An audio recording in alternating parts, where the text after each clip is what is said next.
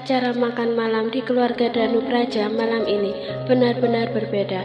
Ada 4 pasangan yang berada dalam satu meja makan panjang, 3 pasangan suami istri dan 1 lagi pasangan yang tidak terikat hubungan apapun, tetapi siapapun yang melihat pasti mengira jika mereka adalah sepasang kekasih. Felix, apakah kamu sudah mempersiapkan fisikmu dengan baik? Pertanyaan Ramapati membuat semua orang meletakkan peralatan makan. Mereka menatap ke arah pria parubaya yang rupanya mengerti jika sedang menjadi pusat perhatian. Dasar pria tua tidak tahu malu. Kenapa harus membalas masalah seperti itu di ruang makan? Tidakkah kamu melihat ada pasangan jomblo di sini? Jawaban yang diberikan Hana justru membuat keriuhan di meja makan. Alex yang merasa disindir terpaksa meletakkan peralatan makan dan kemudian menatap 2 bos besar itu dengan tatapan kesal. Lanjutkan makan kalian dan kita akan membahas masalah tidak penting ini di ruang depan. Hana memberi perintah. Elang mendesis lirih. Ibu Suri memang memiliki 1001 cara untuk lari dari tanggung jawab, membuat kericuhan. Makan yang banyak sayang, jangan biarkan baby triplet kelaparan di dalam sana. Elang menambahkan beberapa lauk dan sayur ke dalam piring milik istrinya. Pemandangan romantis itu membuat semua orang menoleh, tidak terkecuali Felix yang kemudian mencibir. Istri kecilku yang mengemaskan, tambah lagi makannya ya, aku tidak akan pernah membiarkan bayi kita kelaparan. Astaga, 2 pria dewasa yang tidak memiliki kedewasaan sama sekali. Hei Tuan Muda Erlangga dan Dr. Felix Orlando, jika ingin bermesraan jangan di depan kami yang masih jomblo. Alex memekik kesal. Apakah kamu tadi sedang berpantun, Alex? Elang terkikik geli setelah mendengar kalimat Alex yang seperti pantun. Bukan begitu bos, tetapi Anda dan Dr. Felix sama-sama seperti anak kecil. Bermesraan itu di kamar, bukan di meja makan. Sungut Alex. Sepertinya senjatamu sudah lama tidak kau kandangkan, Lex. Aura kelam akibat kurang servis. Elang sengaja menyindir sang asisten yang sejak tadi terlihat sangat kesal. Biarkan para wanita melanjutkan makan. Para pria harus meninggalkan ruang makan. Perintah itu datang dari Ramapati Danupraja yang kemudian segera berdiri setelah melihat piring 3 pria muda itu di depannya telah kosong. Elang, Felix dan Alex kemudian mengikuti petinggi mereka. Di meja makan tersisa 4 wanita yang memang masih menikmati makannya. Tambah lagi Thea. Bibi sengaja menyuruh koki untuk memasak menu internasional karena takut jika kamu tidak menyukai menu tradisional yang selalu disajikan di rumah ini. Hana menatap gadis muda yang berada tepat di hadapannya itu, sempat menarik nafas panjang karena menyadari betapa masih mudanya istri Felix Orlando itu. Benarkah jika Nona Alana hamil bayi kembar 3? Bukannya menjawab pertanyaan Nyonya Hana, Thea malah menoleh ke arah Alana yang piringnya penuh dengan lauk pauk. Hana bukannya marah, wanita itu malah menggeleng dengan senyum yang hampir tidak bisa ditahan. Benar-benar sebuah rezeki yang datang bersamaan dengan kesulitan, dan itu adalah yang dialami Felix Orlando. Nona Alana, kenapa tidak menjawab pertanyaanku? Apakah pertanyaanku tadi tidak penting? Bibir Thea mengerucut saat pertanyaannya tidak mendapat jawaban. Lucia yang duduk di sebelah Alana menyungkingkan senyum. Maafkan aku Thea, tadi aku begitu menikmati ayam yang dimasak dengan bumbu kari ini hingga tidak sempat menjawab pertanyaanmu. Aku memang hamil bayi kembar 3, jawab Alana kemudian. Thea menggeleng melihat betapa cepatnya istri Tuan Muda Erlangga menghabiskan makanan dengan cara makan dari tangan langsung. Jangan kaget Nona Thea, wanita hamil kembar 3 memang memiliki selera makan yang meningkat. Lucia yang seakan mengerti apa yang dipikirkan Thea tentang Alana berusaha menjelaskan dengan singkat. Kamu pasti berpikir aku terlalu rakus, bukan? Sayangnya apa yang kamu pikirkan itu benar. Bayiku masih sebesar biji jagung. Tidak mungkin 3 biji jagung bisa membutuhkan makanan sebanyak ini. Dasarnya aku memang rakus. Alana tersenyum lebar ketika mengucapkan kalimat itu. Rona kebahagiaan di wajahnya membuat Hana seketika ikut bahagia. Sebesar biji jagung, ulang Thea. Iya Nona Thea, balas Lucia yang sebenarnya sejak tadi ingin tertawa melihat sikap polos yang ditunjukkan istri Dr. Felix ini. Bukan itu dokter, tetapi Dr. Felix pernah mengatakan hal itu, tetapi bukan untuk bayiku. Ekspresi gadis itu berubah menjadi kesal ketika pertama bertemu Felix di rumah sakit, ketika ia akan memeriksakan soal bagian tubuhnya yang memang dikatakan dokter itu sebesar biji jagung. Apa yang dikatakan Dr. Felix terkait biji jagung? Kali ini Alana ikut penasaran. Baru kali ini Alana mengetahui betapa polosnya istri Felix ini. Tetapi gadis itu juga tahu jika Felix terlihat sangat menyayangi istrinya. Dr. Felix mengatakan padaku jika ituku hanya sebesar biji jagung, jawab Thea dengan ekspresi datar. Oh my lord, mulut dokter cabul itu sepertinya perlu diberikan pelajaran. Hana terlihat mengepalkan tangan. Mata wanita itu terlihat ke sana kemari untuk mencari sesuatu. Tatapannya mengarah pada centong nasi terbuat dari aluminium. Mengambilnya tanpa membersihkan terlebih dahulu. Hana kemudian segera berjalan cepat menuju teras depan. Bibi kenapa Nona? Apa yang akan Bibi lakukan dengan centong nasi itu? Mendengar pernyataan polos itu membuat Alana menggaruk kepalanya. Gadis itu menatap ke arah Dokter Lucia yang hanya menggeleng dengan wajah bias. Apakah benar usiamu sudah genap 18 tahun Nona Thea? Belum dokter, umurku 17 tahun lewat 7 bulan. Thea menjawab dengan senyum lebar, seolah jawabannya tidak berarti apa-apa. Astaga Dr. Felix, Anda benar-benar keterlaluan. Bagaimana ia tega memasukkan miliknya ke dalam milik gadis berusia kurang dari 18 tahun, geram Lucia yang seketika membuat Thea merona. Untuk kali ini gadis itu jelas memahami perkataan Lucia. Nona Thea, sebaiknya kamu segera menyusul ibu ke depan sebelum suamimu dijadikan sate panggang oleh ibu mertuaku.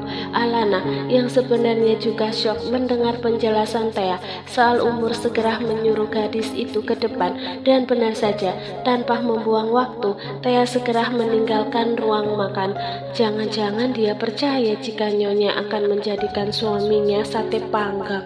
Nona, ya Tuhan, aku ingin tertawa tapi takut dosa. Dokter Lucia mengerang saat mendengar penuturan demi penuturan yang disampaikan Thea pada mereka. Dia masih sangat polos Nona. Kenapa Dr. Felix bisa merusak masa depan anak sepolos itu? Tidak usah dipikirkan dokter, ya pasti Dr. Felix sangat mencintai gadis itu. Aku lihat Anda dekat dengan asisten Alex. Aku melihatnya saat di pernikahan. Alana sebenarnya ingin bertanya sejak tadi, tetapi sebelum ia memiliki waktu karena banyak pengacau. Tidak ada yang spesial. Kami terlibat sebuah hubungan simbiosis mutualisme saling menguntungkan. Lucia mengedikkan bahu saat mengucapkan kalimat itu. Pada kenyataannya, kebersamaan yang singkat bersama Alex telah menumbuhkan perasaan yang berbeda dalam hatinya. Hubungan simbiosis? Alana mengulang. Iya Nona, 2 hari yang lalu saya dikejar penjahat dan tidak sengaja masuk ke apartemen asisten Alex karena takut. Saya menginap di sana. Menginap? Seketika mata Alana mendelik kacau. Alana tahu betul jika Alex, Felix, dan Elang adalah 3 pria dewasa yang karakter hampir sama. Sumpah demi Tuhan, tidak terjadi apa-apa. Tapi asisten Alex meminta bayaran. Dia minta saya agar menemaninya membeli cincin dan gaun pernikahan untuk Anda. Maaf jika selera saya begitu buruk. Saya dokter, ya Tuhan, aku tidak tahu harus mengucapkan apa. Aku berterima kasih. Lihatlah, Alana menunjukkan cincin pernikahannya yang begitu cantik di jari manisnya. Ini sangat indah dan gaunku juga sangat indah. Sayang sekali aku tidak bisa berjalan. Meskipun kebahagiaan itu memang dirasakan Alana, tetapi ia tetap bersedih karena tidak bisa menjadi pengantin yang sempurna. Anda begitu sempurna, Nona, dan Tuan Erlangga sebagai penyempurna. Awalnya saya yakin jika Dr. Felix akan mendapatkan hati Anda, tetapi rupanya kisah cinta Anda dan Tuan Muda Erlangga sudah dirajut lama. Cinta tahu jalan pulang, dokter, dan aku tahu jika saat ini dokter juga sedang jatuh cinta. Alana tersenyum hingga membuat Lucia tersipu, tetapi ekspresi gadis itu berubah muram. Dalam 1 menit, saya sudah dijodohkan, Nona, dan 5 hari lagi saya sudah harus kembali ke Beijing. Terus terang, bukan pernikahan yang membuat saya sedih, tetapi saya sedih berpisah dengan Anda dan semua orang yang sudah saya kenal di negara ini. Saya sudah menyerahkan surat pengunduran diri kepada kepala rumah sakit dan baru saja mengatakan kepada Anda sekarang. Alana menarik nafas. Sebelumnya, ia memang tidak terlalu dekat dengan dokter ini, tetapi entah kenapa saat ini dia ingin menangis ketika gadis ini berpamitan dengan cara mendadak seperti ini. Dokter, apakah kamu tidak bisa lebih lama tinggal, setidaknya sampai aku melahirkan? Apakah memang kamu sudah dijodohkan? Lucia mengangguk lemah, membayangkan statusnya yang akan berubah menjadi istri dalam 5 hari membuat gadis itu bersedih. Apakah kamu mencintai calon suamimu, dokter? Lucia menggeleng. Perjodohan itu merupakan perjodohan politik dan bisnis, tetapi dia adalah teman saya saat remaja. Mungkin dengan modal pernah menjadi teman, hal itu tidak akan sulit. Ada nada ragu dalam ucapannya hingga Alana yakin jika Lucia saat ini sedang bimbang. Nona muda Macklon itu juga sejak kecil dijodohkan dengan orang lain. Mereka akan menikah 3 bulan lagi. Tetapi apa yang dokter lihat saat ini, dia menjadi istri dari seorang Felix Orlando, pria yang pernah diculik dan dihajar oleh Nicholas Macklon. Manusia hanya merencanakan, Tuhan adalah penentu semua kebijakan. Nona Teah menikah dengan Dr. Felix karena sebuah kecelakaan. Jika tidak sedang hamil, saya yakin Dr. Felix belum tentu akan menikahinya. Setidaknya hal itulah yang dipikirkan Lucia. Mengingat Felix seorang Casanova, Lucia tentu tidak tahu saja jika sejak menyentuh Teah, dokter bergelar Lady Killer itu kehilangan keinginan pada semua wanita. Dan kenapa kamu tidak mencoba trik gadis kecil itu? Astaga, Anda menginginkan saya hamil sebelum menikah juga. Lucia menggeleng atas ide luar biasa yang diberikan pimpinan rumah sakit tempat ia bekerja itu.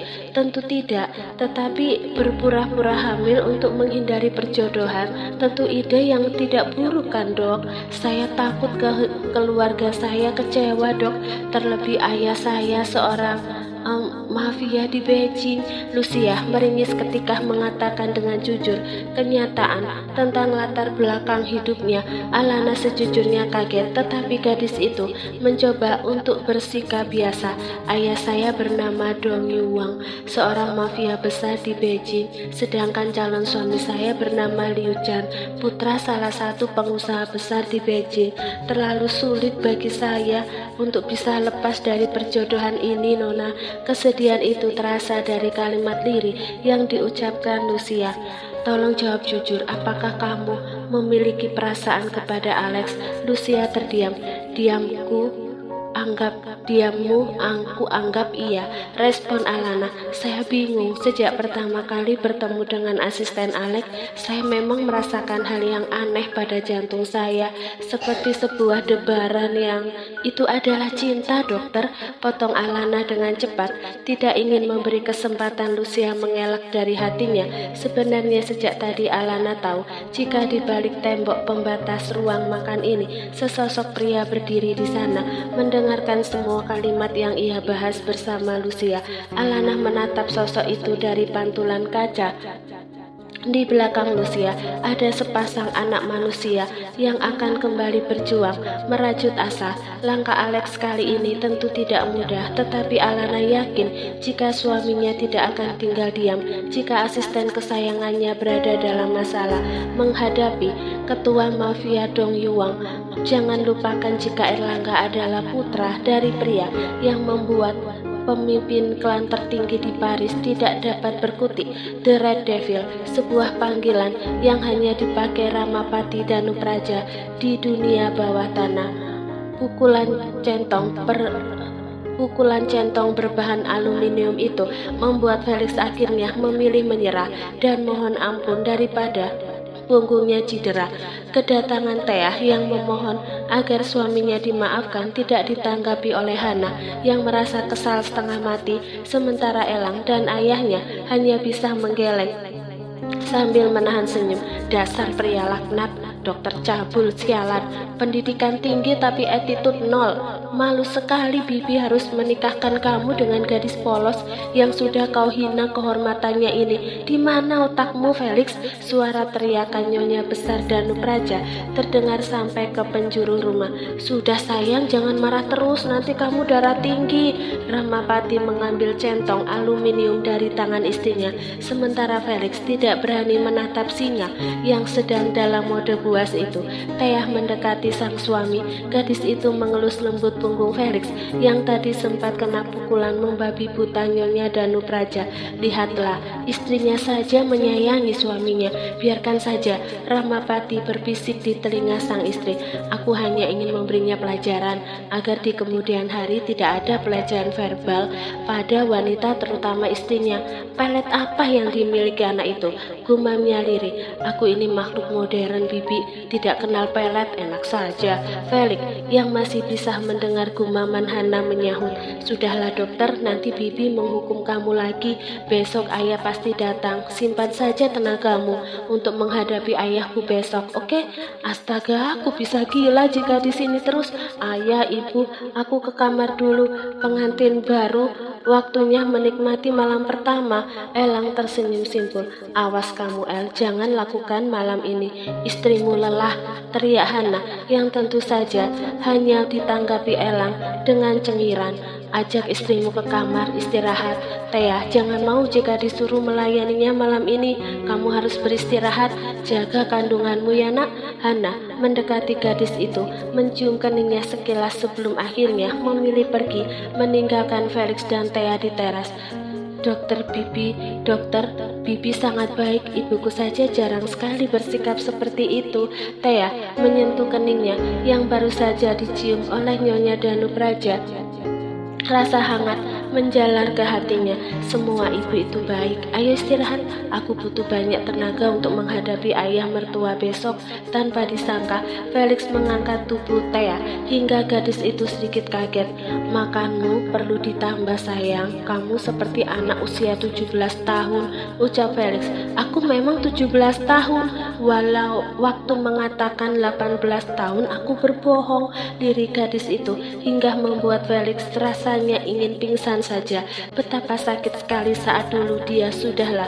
Dan tentu saja Felix dihantui ketakutan saat ingin menyentuh istrinya malam ini.